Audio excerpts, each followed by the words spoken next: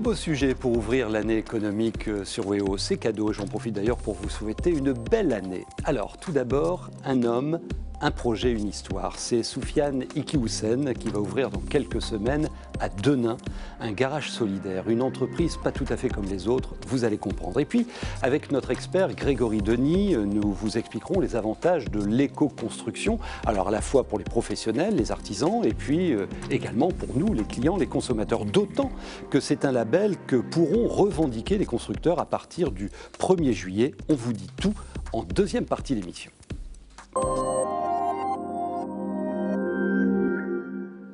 Denain, 20 000 habitants, la ville la plus pauvre de France en 2010. Il faut quand même être gonflé pour décider d'y installer sa boîte et d'y créer de l'emploi. Et c'est pourtant le choix, le destin même, de Soufiane Iqiyoussen. Il avait quitté le Nord pour créer sa boîte à Paris et ça a plutôt bien marché. Et il revient 28 ans après sa naissance dans sa ville natale. Alors vous allez créer un garage solidaire. C'est un projet économique doublé d'un projet social. Vous nous l'écrivez ? Oui, tout à fait. Donc on va dans quelques semaines ouvrir notre garage qui a pour objectif de réparer, d'entretenir les véhicules. Vous parliez de volet social, ce sera à destination d'un public particulier, les personnes qui bénéficient des minima sociaux. Et l'objectif, en fait, c'est de pallier un gros problème. On s'est rendu compte, surtout nous, dans notre territoire, que l'un des principaux freins au retour à l'emploi, c'est la mobilité. Voilà, il faut pouvoir se déplacer pour aller candidater pour des boulots, répondre à des annonces. Et c'est pas simple. Hein. Et ça coûte cher, une voiture. Ça coûte cher à acheter, ça coûte surtout cher à entretenir. Donc, à travers notre garage, en partenariat avec nos différents partenaires, les pôles emploi, centres communaux d'action sociale, le conseil général, qui vont nous prescrire leur public, qui viendront réparer leur voiture à moindre coût. Alors c'est vrai qu'un garage, la création de cette activité, c'est ordinaire, mais là il y a vraiment une dimension sociale et territoriale. Vous allez créer combien d'emplois ?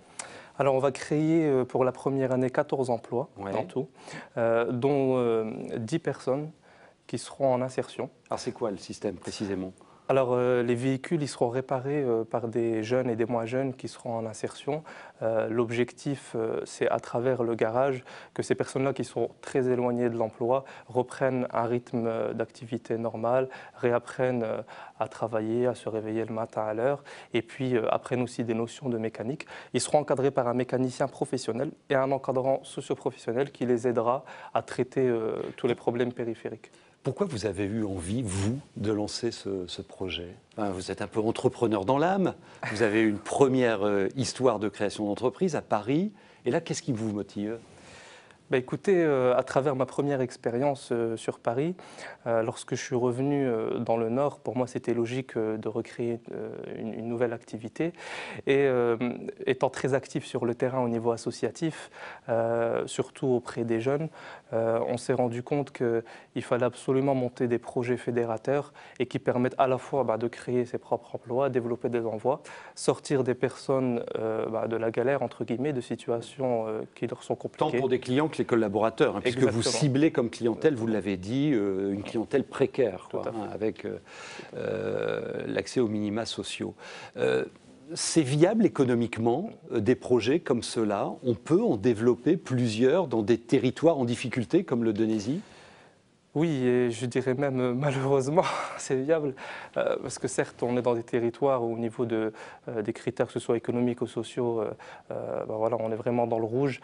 Donc il y a un grand besoin, on a une clientèle assez importante. Et oui, des projets dans le cadre de l'économie sociale et solidaire, pour nous, c'est l'avenir. On en a fait l'expérience à travers des études de marché, rencontrant nos différents partenaires. Alors vous êtes un peu médiatisé en ce moment, une pleine page dans Le Monde il y a quelques jours. Vous avez été reçu au Sénat et vous avez obtenu une mention spéciale dans le cadre du concours des initiatives locales. On va voir la photo où on vous remet votre récompense. Dans un contexte de crise, des modèles comme celui que vous allez développer là, est-ce que ça peut plus facilement créer de la performance pour une activité, alors mécanique en l'occurrence ? Oui, parce qu'à travers l'entrepreneuriat social, le fait de mettre au centre de l'entreprise non pas le profit à outrance, mais plutôt les ouvriers, les salariés, ces dimensions sociales, humaines tout à fait, et solidaire. Ça permet justement à tous ceux qui composent l'entreprise de s'approprier cette entreprise, de venir en y travaillant de bon cœur et développer les choses. Ouais. Merci beaucoup, bonne chance. On inaugure dans combien de temps? Dans moins d'un mois. Dans moins d'un mois. On a vu tout à l'heure les surfaces sur lesquelles vous allez vous implanter. Une ancienne friche Usinor. Hein, voilà, tout à fait. Ouais, tout à fait. Sur un symbole.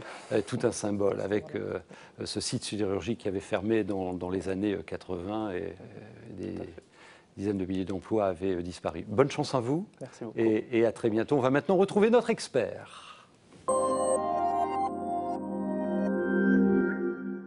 Parole d'expert avec Grégory Denis, directeur général de Serre France Nord-Pas-de-Calais. Alors, comme tous les mois, vous nous emmenez à la découverte d'un entrepreneur de notre région et qui porte des activités qui nous parlent aux uns et aux autres. Vous nous emmenez où aujourd'hui? Je vous propose d'aller dans le Pas-de-Calais, entre Arras et Saint-Paul, à Haute-Avennes. Haute-Avennes. Voilà, rencontrer Arnaud Lampin pour parler éco-construction. L'éco-construction, ça vous concerne. Regardez. Pour chauffer cette maison des années 70, il fallait chaque année 2500 litres de fioul. L'année dernière, les propriétaires ont donc décidé de passer à la chaudière granulée via un spécialiste des nouvelles énergies. On est passé de combien en fait, on est passé de 2500 € de fioul à 800 € de granulé. Le résultat, il n'est pas trop mauvais. Ouais, non, très bon. Ouais. Couplé à du solaire thermique, le système garantit le même confort qu'auparavant et sera rentabilisé en 7 ans à peine. Dans certains cas de figure, il faut déjà commencer par des travaux d'isolation, pose de fenêtres, des choses comme ça. Quand on tombe sur des cas extrêmes, on fait prendre conscience aux gens qu'il faut d'abord s'équiper. Mais oui, aujourd'hui, Géotherme, on a suffisamment de solutions techniques pour trouver la solution à monsieur et madame tout le monde, ou presque. Depuis sa création en 2006, l'entreprise a réalisé près de 800 installations rayonnant jusque dans la Somme. Aujourd'hui, Géotherme Solaire compte 9 salariés qui doivent s'informer en permanence sur les nouvelles lois ou les aides fiscales. Quand j'ai commencé en 2006, pour certains produits, par exemple l'activité solaire, les gens avaient 50% de crédit d'impôt, donc un élément très moteur. Aujourd'hui, on tombe sur des valeurs de 10-15%. C'est vrai que l'administratif aujourd'hui a tendance un peu à pas nous étouffer, mais on passe beaucoup de temps à ce sujet-là.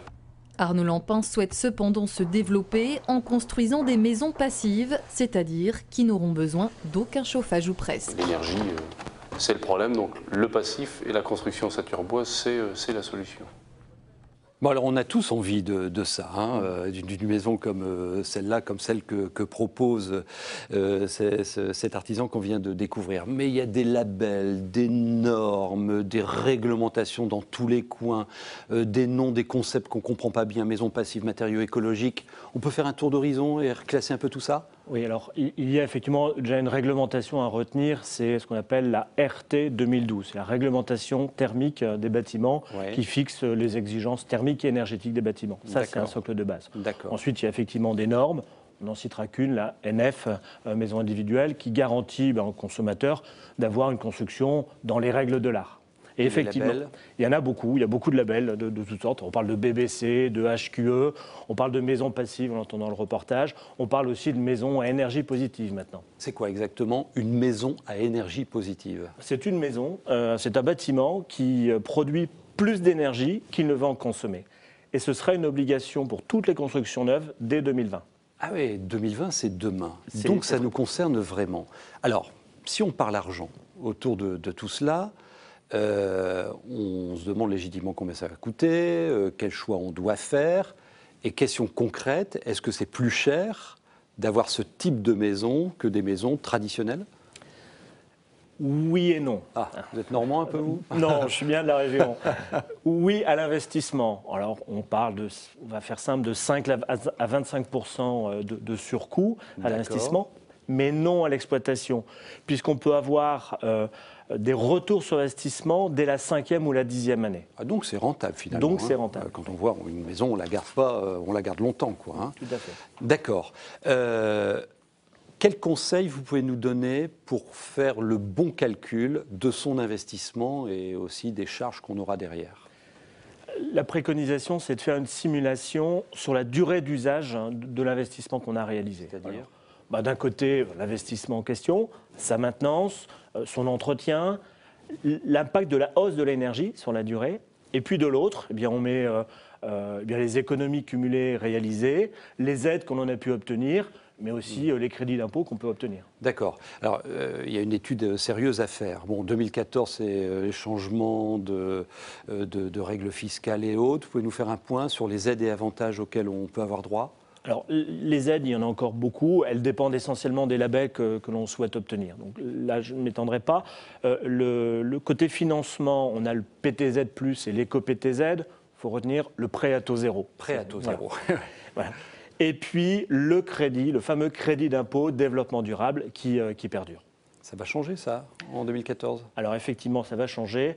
On peut dire que ça va se simplifier, puisque ce qu'il faut retenir, c'est il y aura un crédit d'impôt de 25% de l'investissement pour un bouquet de travaux, c'est-à-dire plusieurs travaux de nature énergétique ou thermique, qu'on pourra désormais réaliser sur 2 ans au lieu d'une jusqu'à présent.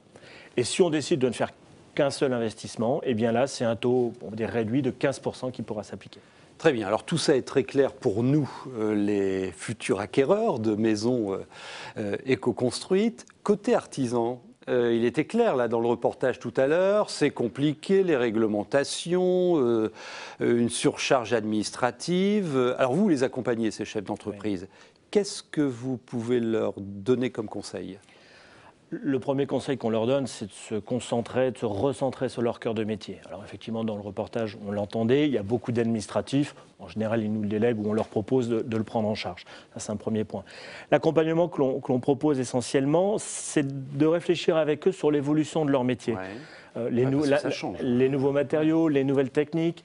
On parle beaucoup de la troisième révolution industrielle sur la région. Ici, oui. Quelle place veulent-ils prendre ou avoir dans ce dispositif ? Ils peuvent jouer un rôle là-dessus. Et puis le troisième point, on les alerte sur cette réglementation qui ne cesse de changer. Et effectivement, en 2014, à compter du 1er juillet, il y a une nouvelle obligation, c'est d'être reconnu garant de l'environnement si un professionnel souhaite faire bénéficier ses clients des aides et des crédits d'impôt. Donc ça, c'est une nouveauté majeure pour 2014. Et ça, c'est très important et notez-le parce que vous pourrez repérer justement les artisans qui peuvent vous apporter ce nouveau type de service pour la construction de vos maisons. Vous retrouverez tous ces conseils que nous partageons avec Grégory sur les réseaux sociaux, l'adresse qui s'affiche sur votre écran. Et vous, si vous voulez m'envoyer des informations économiques, vous les envoyez à cette adresse. À très bientôt.